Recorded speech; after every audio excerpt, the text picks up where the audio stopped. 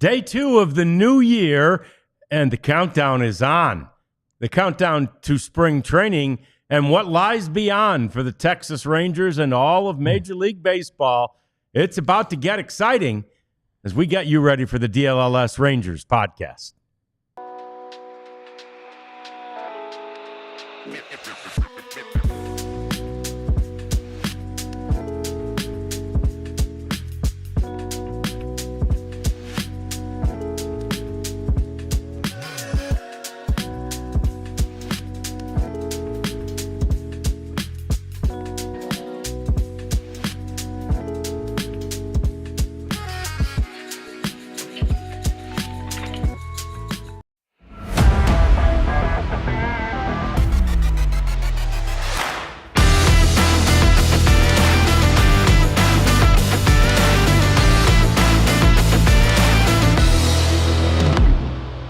You can smell that baseball sizzling on the hot stove right now, and the stove remains hot for the Texas Rangers, and it really remains hot for a lot of teams in Major League Baseball right now. In fact, the stove has been almost as hot for the Rangers as anyone else in the game so far this offseason. We talk about that and so much more as we welcome you into the ALLCITY Sports Network studios.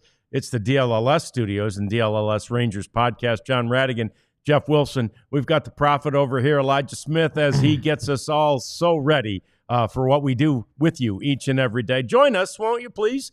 Chat with us, like us, subscribe to us, and hang out with us. We're here pretty much every day around lunchtime, so it's a delayed lunch today. And I hope maybe you've had your lunch, and now you're just sort of letting it settle and digesting as we give you some more to digest here in the world of baseball. And Jeff, I was just curious looking at all the numbers, and I went through the teams, of who was busiest in what's really been a busy offseason. We've talked about this a lot. Last year, I don't think anything had happened at this point, right? And last year, everybody's waiting for Shohei Ohtani to decide, right? But this year, with other decisions like the Roki Sasaki one and others pending, maybe because Soto did decide early, man, it's been busy. Teams have been very active this offseason. Indeed, and I'm glad the Rangers are among them. It gives us something to talk about, gives us something to write. But it's just the theme that when they want somebody, they go and get them. And last year, you're right, was crazy because Ohtani and Yamamoto were both pre-Christmas, but teams were waiting that long. It seemed like to get their fingers on the market, and then the Boris Four, those poor guys, including Jordan Montgomery, just dragged. And a guy like Michael Lorenzen, who's a good player, he didn't sign until March 22nd. So yeah, it's refreshing to see, and it's good. I think teams. I wonder how they react to last. I don't know if this is a reaction to last year, because if last year were a trendsetter, then everybody would be waiting until the players got desperate to settle it down. But I think it's notable that Blake Snell signed bright and early. He didn't want to go through that crap again this year. Yeah. So it's just it is nice to see that, because it seemed like it was creating a chasm. The Boris Four having to wait so long, and other guys having to wait so long. So it seems like I wouldn't say it's an arranged reconciliation between the players' union and the owners, but it seems like this offseason is going to be much more friendlier toward the players. Agreed. And I do think it sometimes speaks to the fickle nature of, in general, these human beings that own the teams. I mean, of course, some of the teams are owned by conglomerates, right? But for the most part, it's a guy. And for the most part, that guy, as a human being, is fickle. And like, okay, we're going to save a little money this year. And then he watches all of his cohorts have great success with their teams. And he gets gets his dander up a little bit. And he's like, all right, I'll show them I'm going to get back in, and I think that competitiveness manifests itself that way with some of these owners. Now, there are some who are pretty active each and every year. And among them, really two of the teams that are at the top of the list, and this is as far as major transactions, right? I went through I went through the whole transaction list, and of the teams that had major transactions so far in the offseason, not surprisingly, the Yankees lead the way. 6. Yeah, they acted quickly after they missed out on Juan Soto, signing Max Fried basically the next day. Yep. And then they traded for Devin Williams. That's going to be a big trade for them. Yep. So they have been busy, and I don't think they're done yet. Traded for Bellinger. Right. They acquired what was the I can pull the list up again, but yeah, 6 of them overall. And they're going to be better. I mean, there's a thought they'll have more wins this year than they had with Soto. Well, it's there's the Yankees with Soto last year. they didn't win 100 games. No team won 100 games last year. So it takes. It's not a one-man game, right? Juan Soto's not a franchise quarterback; he's a franchise right fielder. And again, the success rate of major league players, hitters is 30%. You're in the Hall of Fame. Yep. If you're and so it is interesting that there are different ways to build a club. And Soto was going to take up a huge chunk of their resources for sure.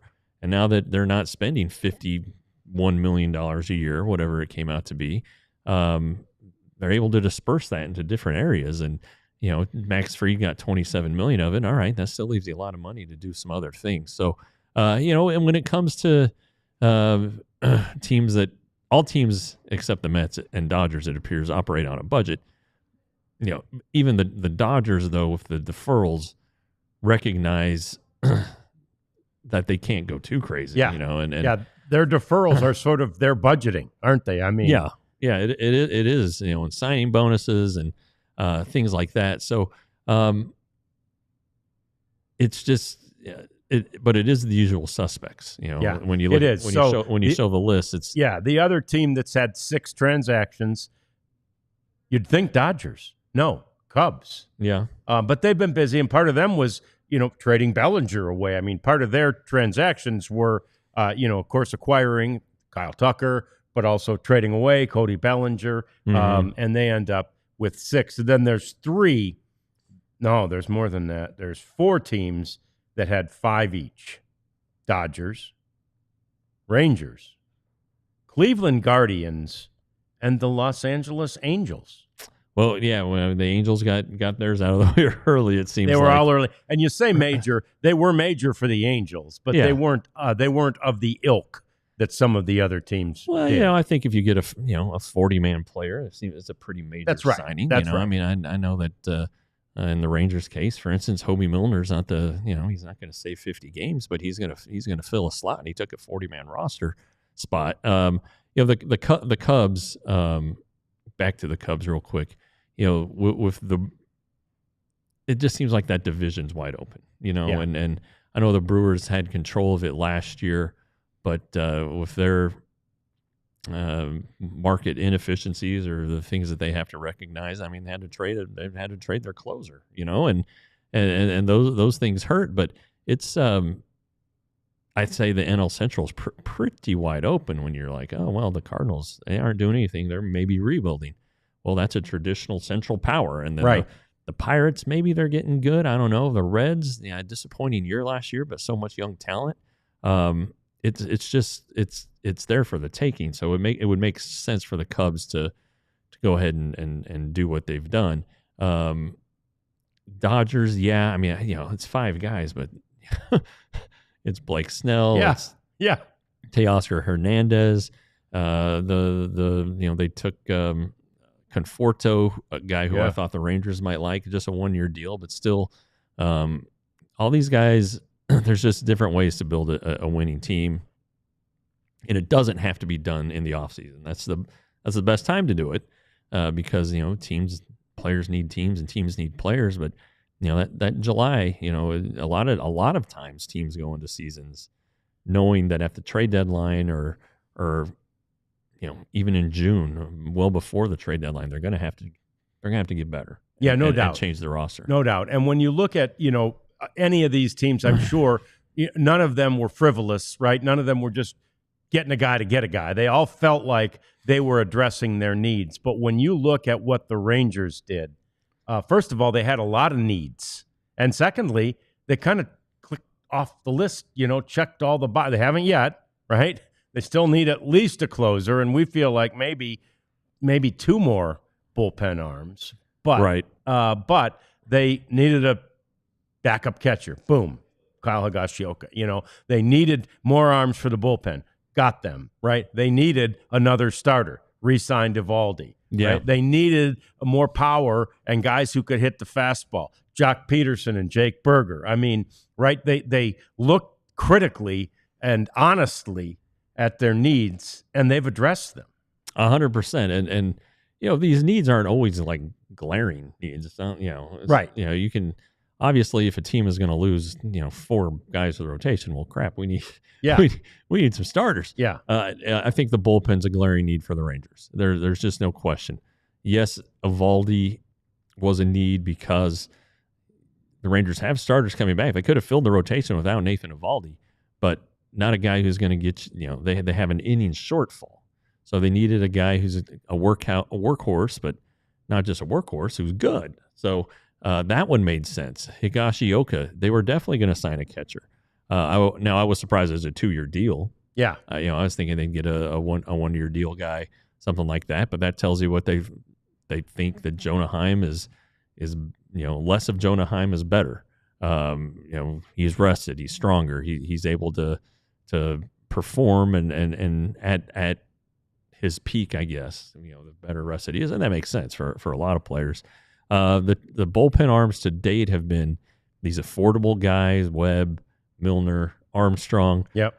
You would hope that those signings would allow the Rangers to do something like get 2 more relievers, but they got to get a closer. And like you were saying on Tuesday, don't be surprised if it happens via trade. Yeah. And there are 2 currencies in baseball. There's money and there's prospects.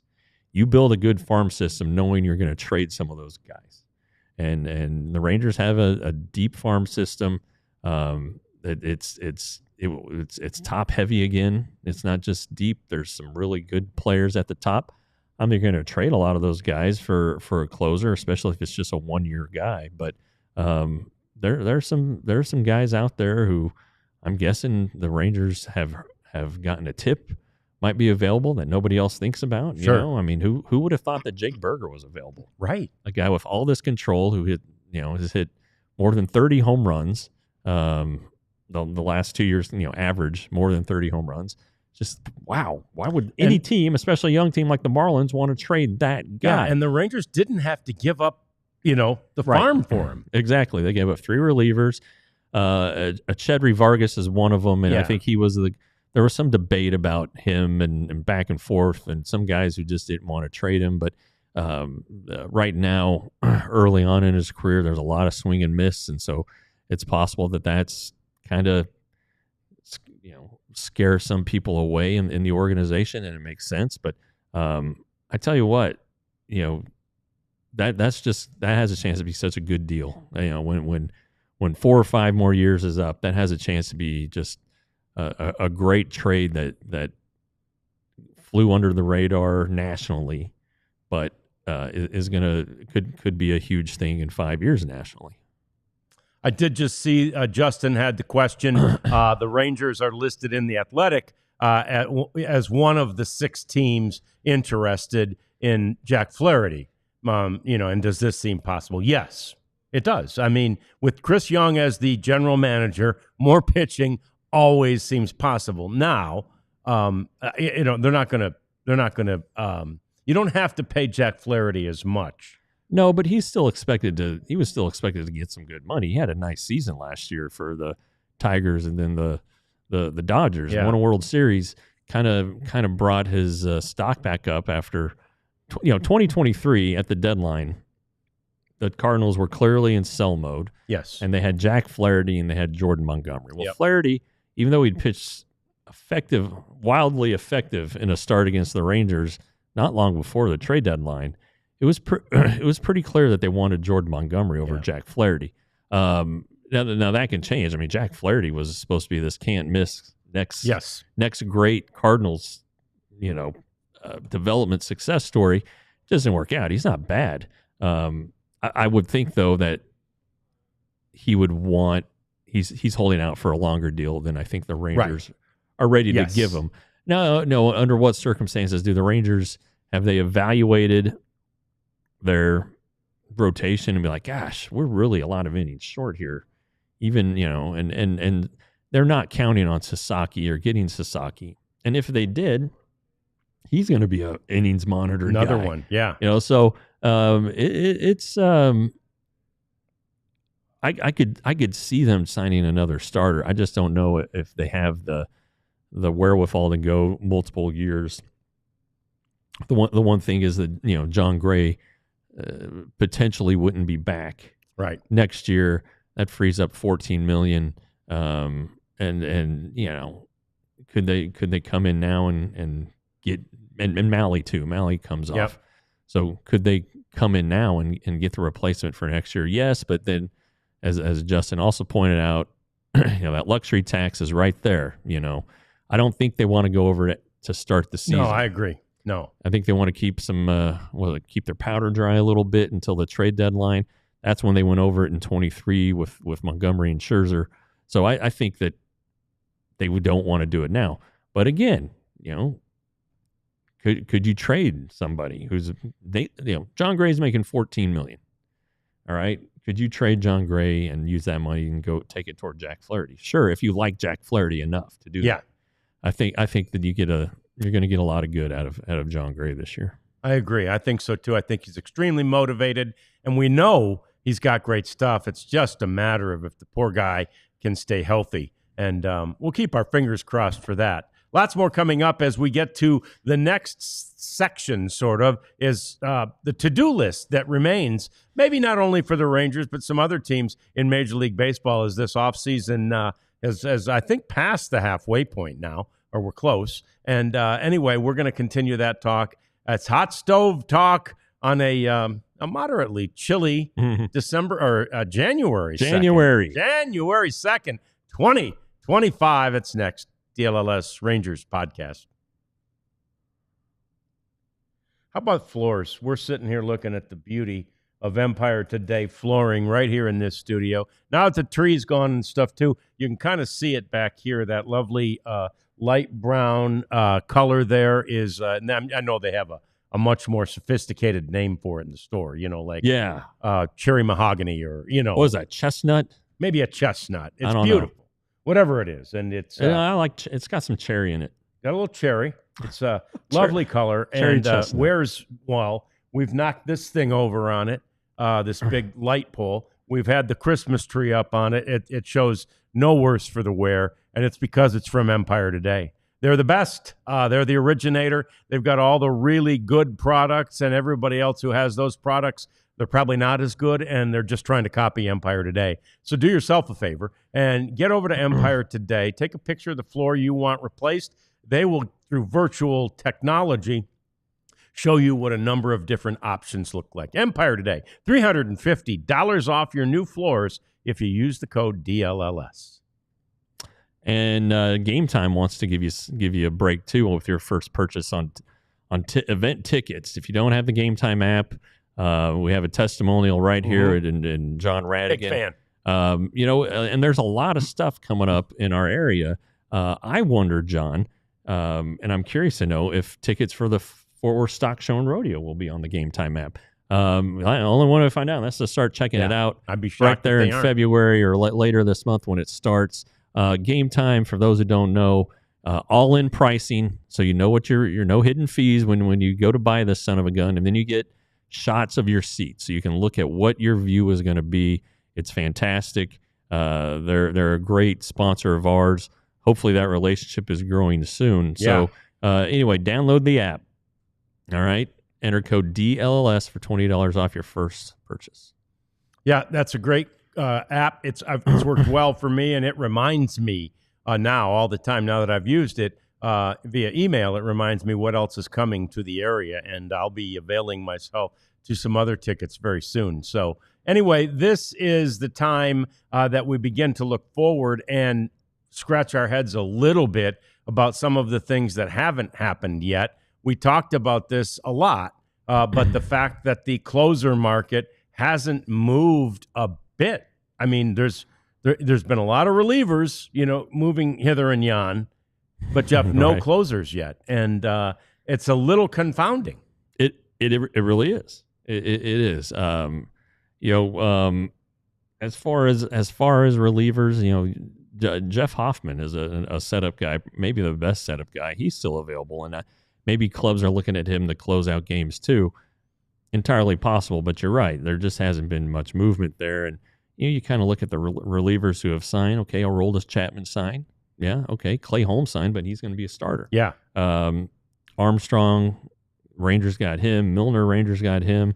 But you look at the free agent list on MLB.com, and there are a lot of guys that don't have anything next to their names. So right. It'll be interesting. There'll be a run, and once the run starts, you don't want to get left out. So we'll see what happens. I wonder if somebody's waiting for the market to get set on the closer front. If it like Chris Young has said, sometimes you do want to set the market, sometimes you don't, because there's some value that you might be missing out on. So I don't know, but it needs to happen. I'm kind of tired of it. I want this team finished. I want to go to spring training, and that's that. I'm ready for the season to start. It always happens to me around this time of the year. Yeah, no question. You start to get antsy, and you start to get hopeful. Hope springs eternal, as they say this time of year. And that really is the biggest piece, not the only piece that the Rangers have yet to do. We've talked about maybe getting a setup man, at least maybe one other arm for the bullpen. Now, that said, they can absolutely cobble. We haven't mentioned Robert Garcia on the show today. So they can cobble together a bullpen, which will be a work in progress under any circumstances. They can put something together with what they have as long as they get a closer. Yeah, I've said this before. You look at 23 and you look at 24. Rangers won the World Series, but their bullpen was garbage. Horrible. Throughout the season. Historically bad. Got hot at the right time. Okay, great. They won the World Series. Last year's Rangers were not, it is last year now. Last year's Rangers weren't very good. God, imagine how bad they would have been without Yates and Robertson. Oh my gosh! So it drove home the importance of having guys in the back of the bullpen you can depend upon. Chris Young knows that. I've said it 1,000 times about his, the Royals team he was on, in 2015, that won the World Series. The great bullpen that club had. He knows. He's just got to find a way to make it all work. So. Here we go. It's time. We're getting closer. Hopefully things start to happen a little bit. The Rangers, again, they still have enough money to do it. They might have to do a little bit differently. You can make a trade for a guy and have the team, pick up some of the salary. That's another way to do it. Have somebody else pay part of his salary to help you out. So a lot of ways to do it, but it just, let's get it done with. Let's get going on this, and like I said, let's go to spring training already. Yeah, no question. And they need that closer. We have said from the beginning, I think it would be like my first choice would be to bring Kirby Yates back. As good as, you got the Tanner Scotts of the world out there. There's some good arms out there, but the way Kirby Yates, performed here, the way he assimilated here, the way he really loved it here, the way he, got along with his teammates here. I mean, I just think it's a natural, and I think it's a not super expensive natural, Jeff, to bring him back. Yeah, he's 38, or he's going to be 38 right before the season starts. All right, so what is that's the risk there is the age thing with him. But gosh, his age 37 season was just mind-boggling. Yeah. He's going to regress, sure. I mean, I can't imagine him improving on a 1.17 ERA. No. And if the Rangers are indeed better, there's going to be more opportunities for him to save games. So there'll be a little more exposure. But I just, if you like the guy, if you believe in the guy, which obviously they did and do, then yeah, try to bring him back. He clearly wants to come back. Why wouldn't he want to come back? He sees all the things that are happening. But I think you could get him for a 2-year deal. And I don't know if a lot of teams are going to be willing to do that for a 38-year-old closer. If the Rangers do that, they get him, and it doesn't have to, be 2 and 30. It could be 2 and, I think, 21, 22, and because he would rather, any player would rather sign that than 1 and 15.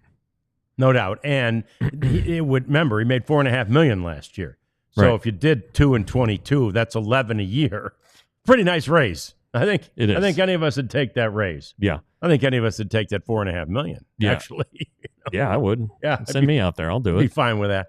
But there's your point. I mean, he could obviously, and I don't blame him. I'd want 2 years, right? All these guys. That's when we mentioned Flaherty, when Justin brought up Flaherty, he's just waiting for the longest deal he can get. You want this security. You want this longevity if you can have it. It's the golden goose, man. And in baseball, those contracts are guaranteed. So once you sign it, you're good to go. And you're good to go for the length of it, the duration of it, no matter what happens. Now, we're doing the to-do list of things in the offseason. One of the things that surprised me, Jeff, is that Pete Alonso has not signed anywhere yet. That is surprising, especially the way the first basemen were flying off the shelves, and not for huge deals, Right. And I wonder if there's a devaluation of the position. I mean, but the Yankees got to the World Series without a great first baseman, but the Dodgers have Freddie Freeman, and Freddie Freeman was the MVP of the World Series. So, it seems like the great teams can get by without. I mean, the Rangers won the World Series with Nathaniel Lowe as their first baseman, and he was not hitting well at all. So I don't know. It's not a huge defensive priority. You want good defense, but you can live with a guy who's not a great first baseman. I don't know. You wonder how much is Alonso looking at. Did Christian Walker set the market, the $20 million a year? I would want to pay Alonso a little bit more than him. He is younger after all, and has a longer track record, at least doing some damage with the home runs. So that one is surprising also. But maybe now that the last outfield, there's Anthony Santander is the last big outfielder. And I would think that Alonso, those are the last 2 big bats. So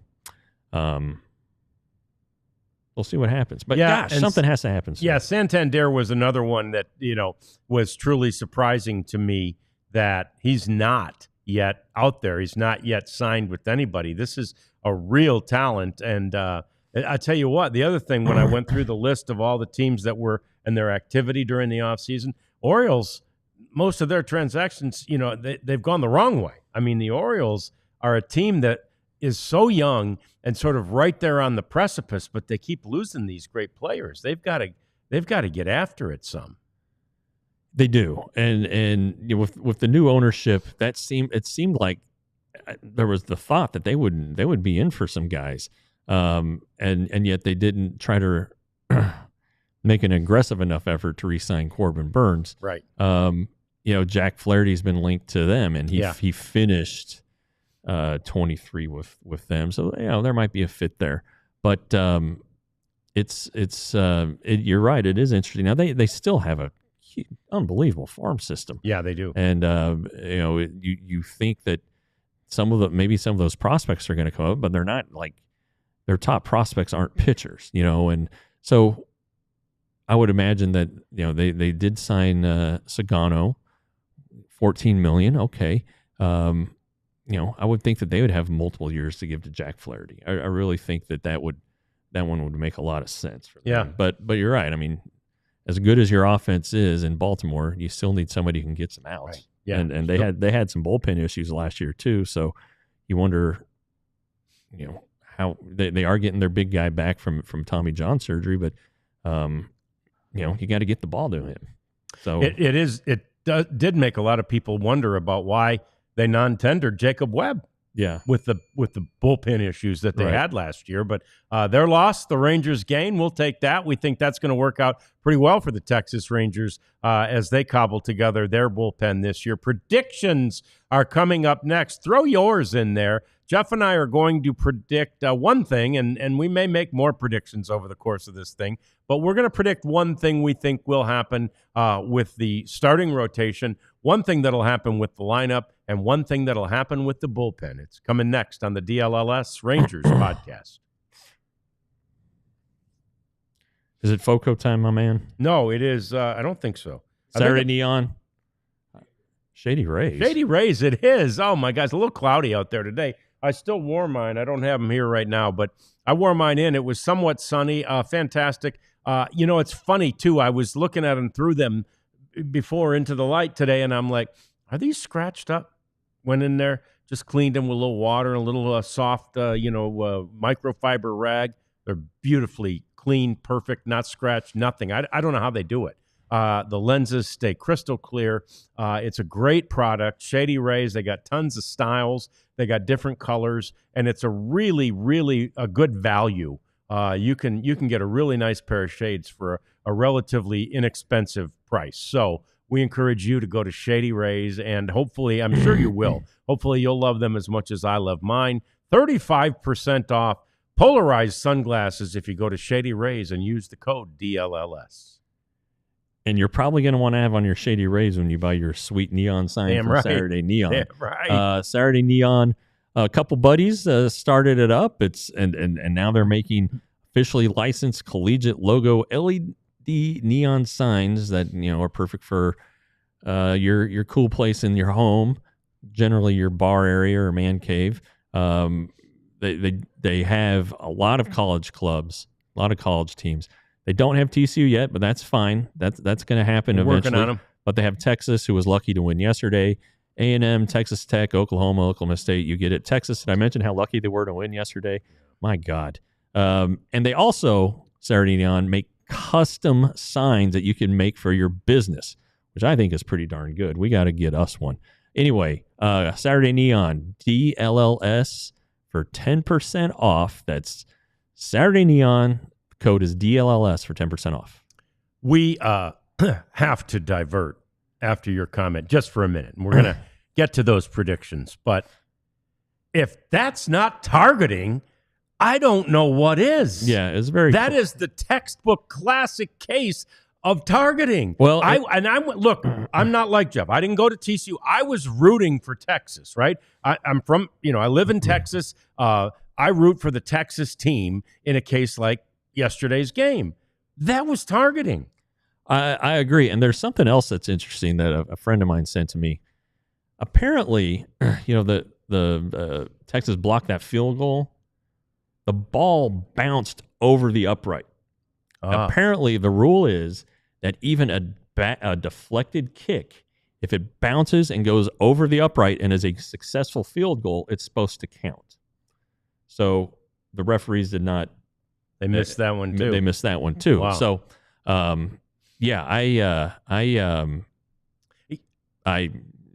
that changes it. That right there changes it. The targeting, not necessarily, I suppose, right? You still got to make they still plays. had to do something with it. But my God, it's going to give them the ball at the plus 40. Like, I am like, and my son-in-law, I wasn't watching with him, but sort of one of those virtual watching with him, and we were texting back and forth, and he's like you in a sense that he went to a school that used to get their butt beat by Texas all the time called Texas Tech, and he can't stand him. He's sitting there rooting against him like you do, like everybody does. That's what rivalries are cool about. That said, I said to him, I go, textbook targeting, like when they send it to replay, there's no doubt this is going to be. I couldn't believe it was not targeting, and every time I've seen it since, it's still targeting. So I get it if the guys on the field miss it. That sometimes happens, right? There's a lot going on down there. I don't know how the replay officials missed that call. And there was another potential targeting just earlier in the quarter when Arizona State intercepted the pass, and there were two ASU defenders, and one of them hit the wide receiver. Well, the rules analyst for ESPN said, no, that's not targeting. And sure enough, it wasn't targeting. Yeah. The the rules analyst said, "Oh, that's definition of targeting," and they waved it off. So anyway, Arizona State gave that game away when you really kind of look at it. That 3rd and 14 conversion in overtime is a killer. That can't happen. I don't know what they were doing blitzing there, but anyway, great game. And then is finally a good one. Coop says you can't pull a ball carrier forward. Well, the game never should have gone to overtime. Coop. That's all I have to say about that. And that was first down. I think they would have had plenty of opportunities.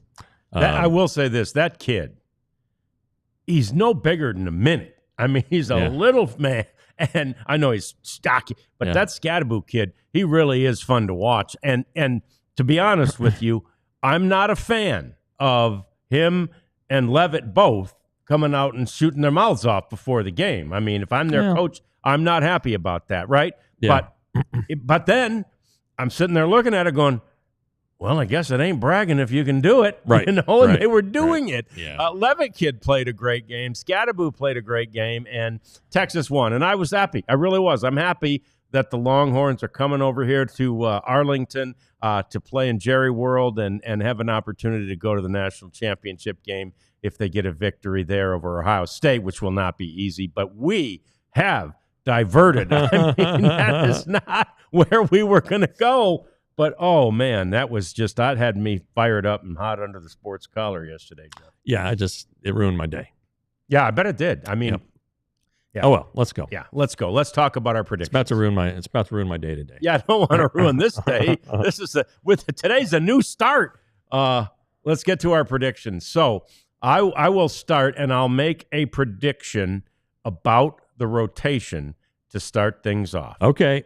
And my prediction about the rotation is that Jacob deGrom will pitch 130 innings and be in the conversation until the end of the season for Cy Young. Okay, I like that. I kind of on a New Year's resolution thing for Jacob deGrom, make 20 to 25 starts. Yeah, that's probably about the same ballpark innings wise. If he does that, the Rangers are in great shape. If they can get 50 starts from him and Eovaldi, man, you're one and you're two. That's you're gonna like your chances in those games. So now a prediction about the rotation. I've seen a lot of questions about the 6-man rotation, which we'll get to in the next segment. But I think that the 5th starter will be Cody Bradford. Yeah, I like that. I really do. A local kid. We really like him, and there is going to be serious competition for that 5th spot, right? There are a lot of arms, and that's a good problem to have. That said, what we've always noted about Cody Bradford, who's a 92, 93 guy, like Tops. He's not this big overpowering guy, but man, he's a bulldog. Right. And Bulldogs, you put your money on Bulldogs, and you go, that guy, and I, by the way, was a Brighton Bulldog, Michigan, my high school mascot Bulldog. Yeah. Don't fight with the Bulldogs. But anyway, and my son has a Bulldog. So, but anyway, I agree with you. I like that. And he's got that mentality, and a quiet guy, but a real nice young man and super prepared. Yeah. Very prepared. Always prepared. Yeah. Really root for him. I like that one a lot. Okay, so my prediction for the batting order, the lineup, will be that Marcus Semien will have a huge bounce-back year batting in the 5-hole. Ooh. How about that? That's strong. Yeah. 5-hole strong. Yeah. I like it. I mean, he is a candidate to have a bounce-back year, first of all, no matter where he ends up batting. My prediction is that the 2025 Texas Rangers will lead the league in home runs. I like that one. I think they've addressed their power needs in Berger and Jock Peterson. And so I think, you're going to have Corey Seager. Garcia can't be any worse. Got to be better. You're catching. You're going to get more production out of the catcher spot. So and Josh Young in theory is going to be healthy. So you're going to get more there's just a lot of home runs that they left on the table last year. And I think they have a chance to lead the league in home runs. Yeah, and again, many of the home runs that were left on the table last year, I think, were a result of the fact that they were just there are guys who apparently, and sadly for Nathaniel Lowe, it's led to his exit from here, but they weren't ever able to figure out, hitting the velocity, hitting a fastball, right? And it's interesting because when you talk to players from forever in history, the former players that I've worked with, the sort of the standard line of why a guy didn't quite make it in the major leagues. The standard line has always been couldn't hit the curveball. Right. Right. I mean, that's the one that's hard to hit, the curveball. But here were, several Rangers last year who, not just last year, in previous years, have struggled with velo, right? Struggled hitting the fastball. Well, the Rangers have addressed that in such a major way because there's nothing that Jock Peterson does to right-handed pitchers except just mash their fastballs, and it's the same with Jake Berger from the other side. So I think they've addressed that beautifully from both sides of the plate.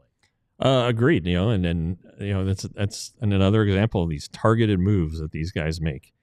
That they identify their needs, who can fill them, how they can pull it off.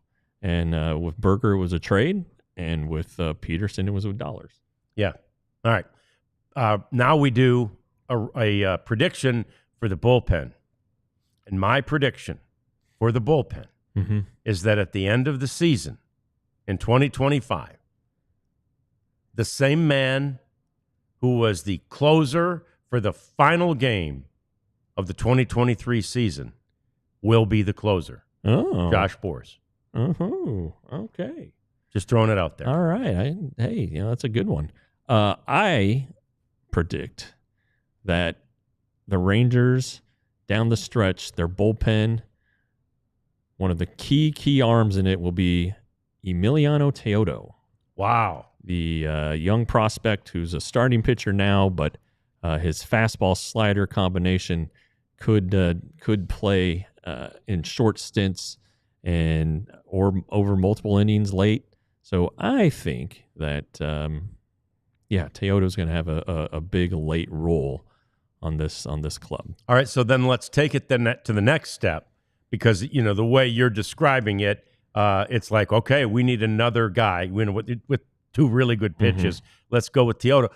Does he then remain a relief pitcher, or does he go back to, after helping the Rangers win the 2025 World Series, does he go back to his pedigree, which was being a starter? Well, it has the makings of being a Neftali Feliz situation.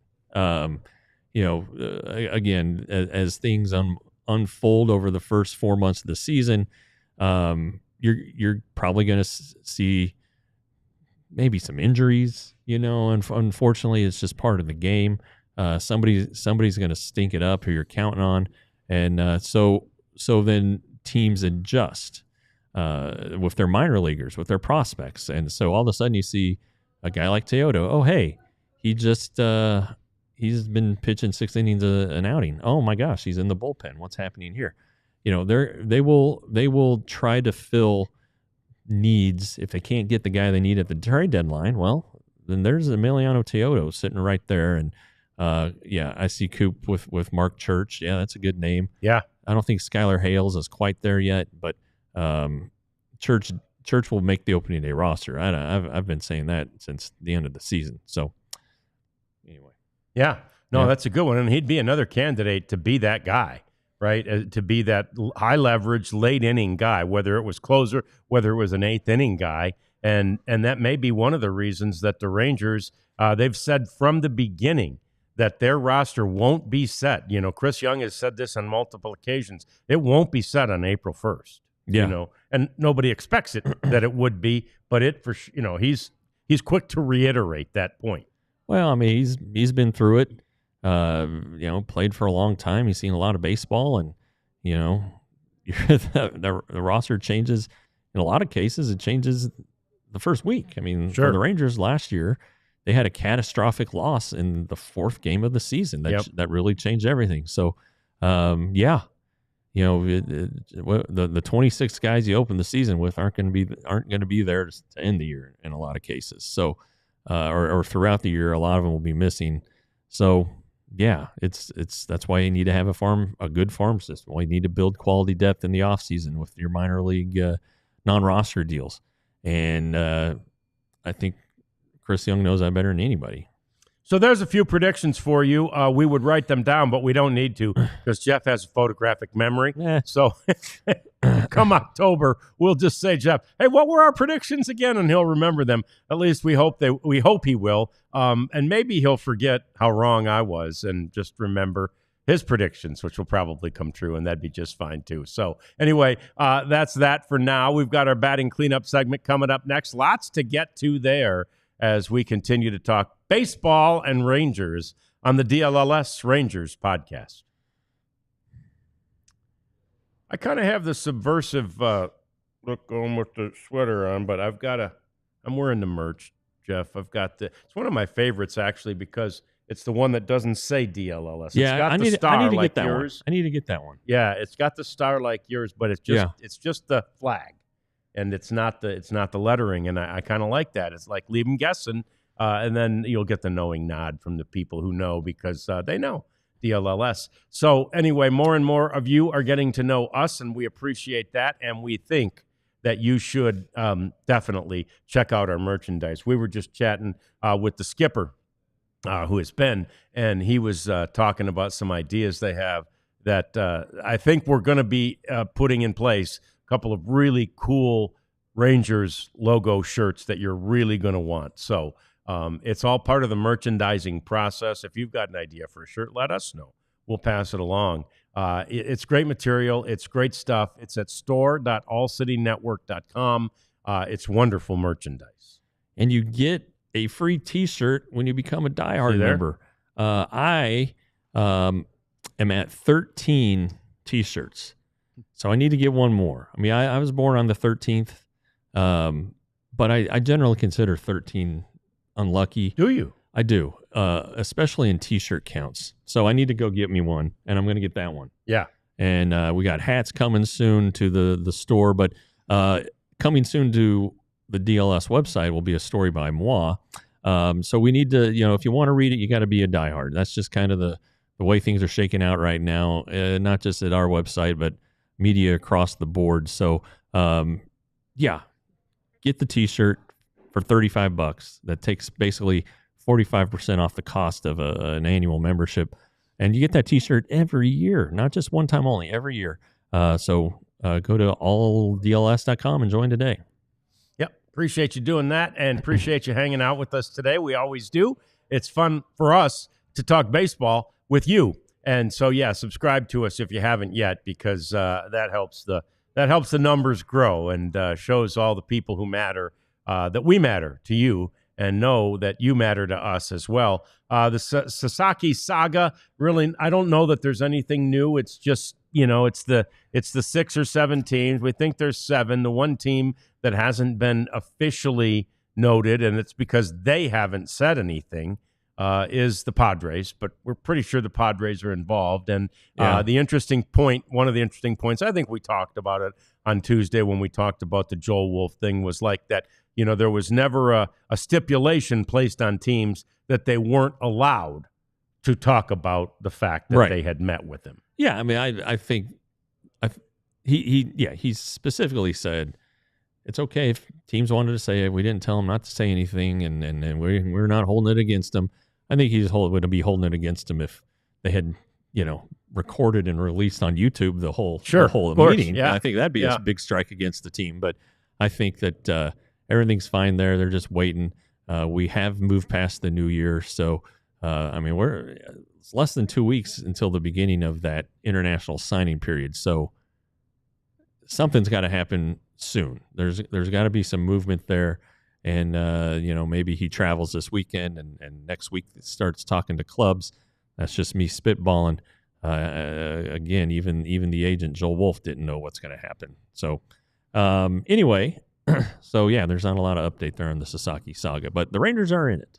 Yeah, they're in. That's the main thing. And let's do this because I've just glanced now at the chat, and let's get back to a couple of the and we'll continue with this, but let's get back to a couple of our chatters predictions. Coop was saying that Wyatt Langford will be in the MVP contention. I think that's legit. You know what? It may not be this year, but it's going to happen in that young man's career. Yeah, he just does a little bit of everything. The defense, if voters are looking at WAR, he needs to improve defensively, but he does the offense and he does the base running, which I guess is offense, but it's still a different thing in the WAR formulas. But just you got to feel so good about the way he finished last year. And then Coop also added that Rocker will win Rookie of the Year. Yeah, hey, that's a possibility. Yep. You could see a Paul Skeens type situation. Rocker's not as good as Skeens, but a guy who's going to make a huge difference. And and as we saw last year, doing it for a winning club really matters. And the Rangers, it looks like, are going to be a winning club. So thanks to Coop for that prediction. Evan Carter, Kyle says Evan Carter bounces back and lives up to the hype. You hope so. You certainly hope so. That takes care of all the question marks in center field. Yeah, an improvement against left-handed pitchers would definitely help. Well, yeah. I mean, if he's going to be an everyday player, he's got to do that. Yeah, and if he starts doing so well against right-handers, they're going to have to give him the chance. They really are. Again, the Rangers were obviously disappointed to not have him last year, and that stuck. But the biggest deal of the whole thing was that he missed a year of development, and that was a pretty critical point that Bruce Bochy made. He's now behind Wyatt Langford. Wyatt Langford has more career at bats than Evan Carter does, and now Evan has performed on a stage that Wyatt has yet to encounter. But nevertheless, it's a deal. But if he's good, then that's great for the Rangers. Yeah, when you think about that, and let's say that comes true, and let's say Wyatt comes true, and let's say Rocker comes true. I mean, that is young guys that are coming through in such a big way, which, look, the Rangers have some great veterans, right?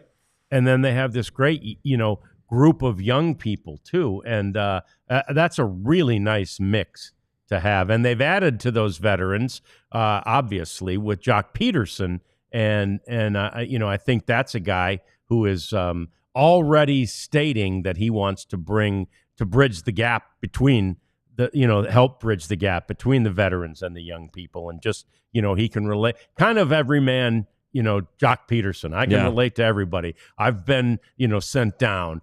He says I was the worst player in Major League Baseball for half a season, and yet he's also been twice an All-Star and won 2 World Series. Yeah. Marcus Semien is the quiet leader, and Ardell predicted that Marcus Semien will win the AL MVP. So to your bounce back point you made about bouncing back, there you go. Did we miss any other predictions? I think we're pretty good on it. You get him good. Well, Justin says I predict. Oh yeah, that's Benny. He's a big Cody Bradford guy. He doesn't get any respect from the fan base, but he gets a ton of respect from Mike Maddox and Bruce Bochy, and that's all he needs. That's big. Yeah. And then Justin predicts that the Rangers will be on TV. Just wish they'd announce something. Any Yes. news on this? No, it's a good question, and no, we need to work on that in the next day or two. We'll be making a few more phone calls and figuring out when, if not, what. It may be a little more difficult to crack the what nut, but the when nut should be crackable here, and we'll figure out how soon. But I know it's soon. I do know that very soon we're going to be getting the official word, and I think it's going to be really exciting. And as we've mentioned before, we know that there's going to be an option to pick it up literally on rabbit ears.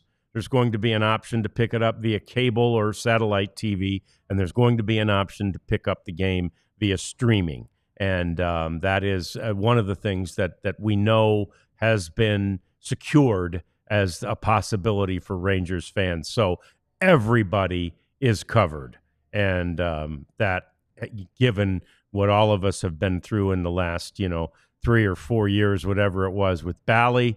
That is fantastic. I don't think I will, because I've just always been a DirecTV guy. But I had DirecTV for all these years. Yeah, me too. For Bally. Exactly. For Bally. I mean, like, price kept going up. I'm like, it's all right. They got Bally, Right. And now that we don't need Bally, but like I say, I've tried some of these other ones, and I still stream too. I got smart TVs, Jeff. Well, They're smarter. They're smarter than me. So yeah, fancy John over there. Yeah, so, high tech John. I'll stream on you. Yeah, I'll scream on you too, as you know. How about this in our cleanup segment? The White Sox have signed a free agent. Holy moly! Now it's Tyler Gilbert, who's a lefty who spent most of last year in AAA.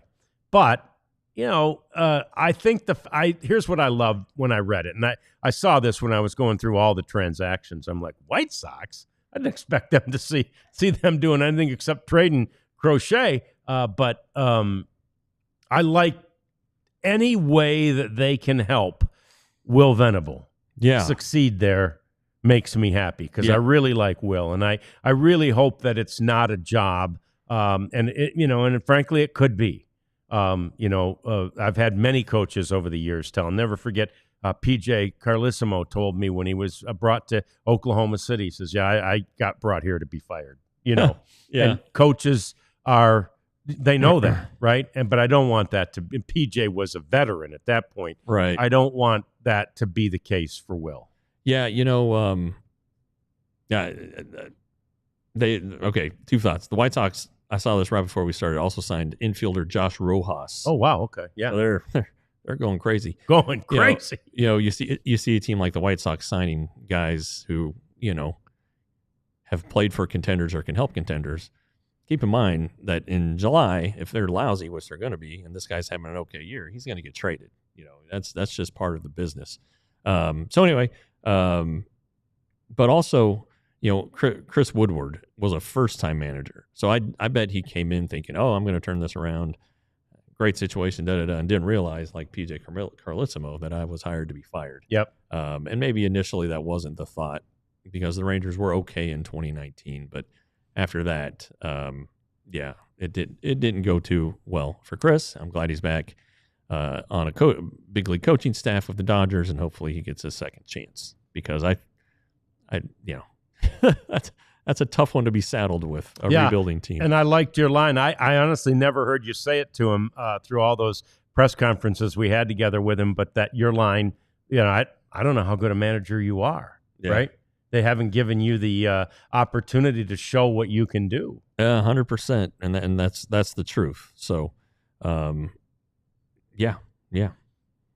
Let's give him a second chance. It is. It's one of those things with, and Woody, like you said, is back on that Dodgers coaching staff, and the reality is, we especially, but many people in this area kept hoping that Wash was going to get that next chance. Right. And it takes a while sometimes, right?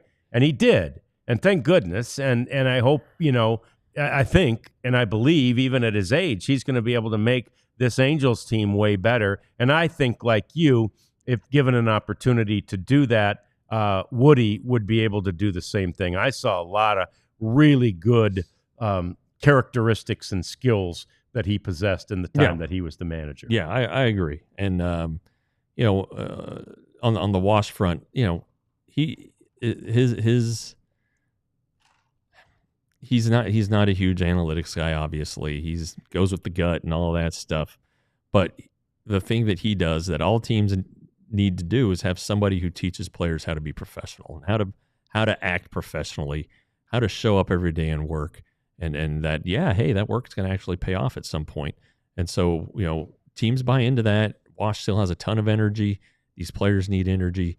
And so, anyway, Chris Woodward was never short on energy. No, that's for sure. Nope, not at all. And he's a bright guy, and he played for 12 years, and he had the analytics piece of it in part because he had been, reared in that Dodgers organization and with that Dodgers sort of mentality and mindset. So Hey, yeah, he's a guy that's easy to root for. I think we need to go a little long here. We still got a couple things to talk about. Okay, so you got to do that.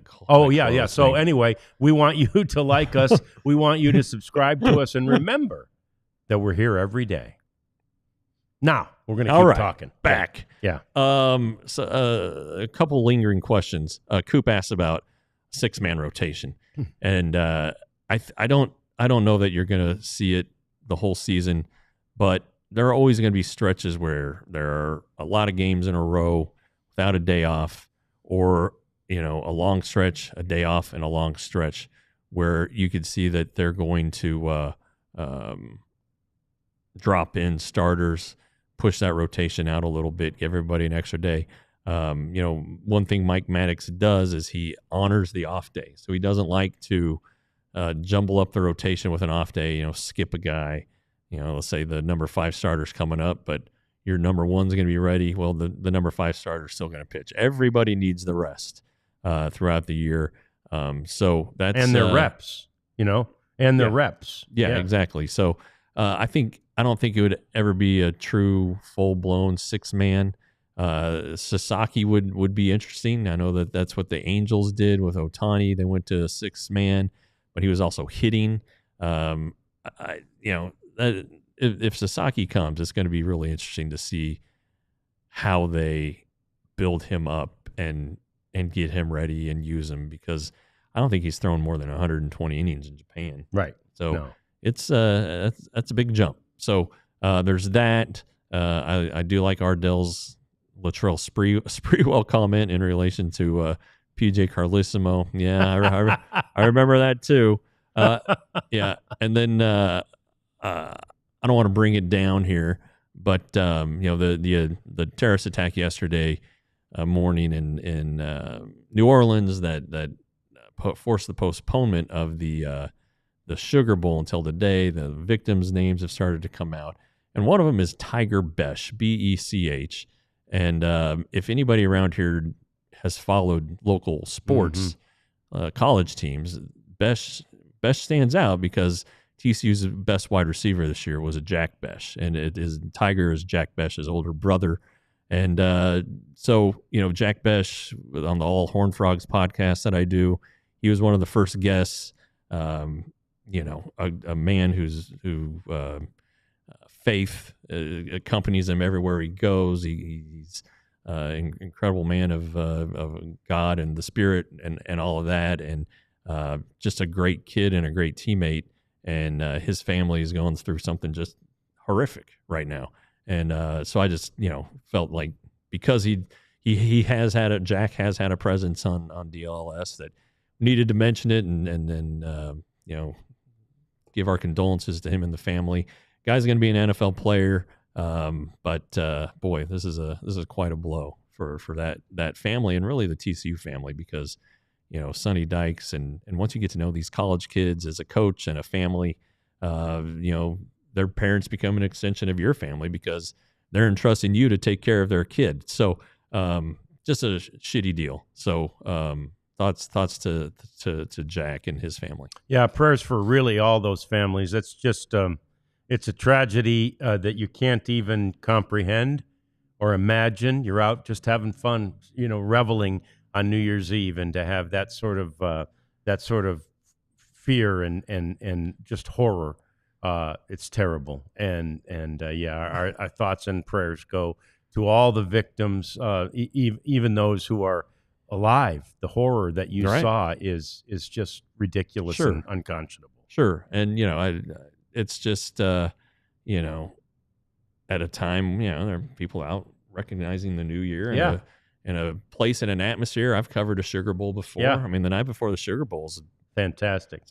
It's off the wheels, or off the rails, and I mean, it really is a for somebody looking to do damage, and it's a pretty good target. And it's unfortunate that it happened.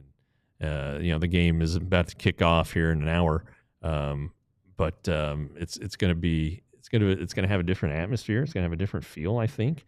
And now it helps that it's college teams, and it's not LSU that might have been more personally affected by it. It's two teams from other states, and It is the quarterfinal game and it has a chance to be a great game, but the delay, I don't know that it probably affect these guys too much, but still, I thought postponing the game was the smart thing to do. Me too. I was surprised when we saw initially that they weren't going to, and I'm glad that they did. Yeah. Thoughts and prayers for all of them. Now back to baseball for just one second before we say goodbye. Tomorrow, I want to do a deeper dive into the 6-man rotation thing. Okay. So let's do that. I didn't want to get it to go too long. We don't want to go too far overtime, but you can be here tomorrow, and we'll be here at noon tomorrow. And I want to pick Jeff's brain and let's talk more deeply about the 6-man rotation and the possibilities that exist therein. That's tomorrow, and there's so much more to talk about tomorrow as well. So thanks for joining us today. See you again tomorrow with another edition of the DLLS Rangers Podcast. We all silly like the mayor.